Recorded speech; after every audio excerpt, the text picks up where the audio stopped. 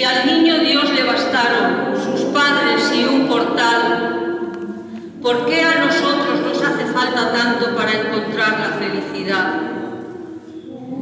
Quizás sea hora de pensar que compartir lo que tenemos con los demás y no dar tanto valor a lo material sería la mejor manera de celebrar la Navidad. Y así seguro encontraríamos la felicidad.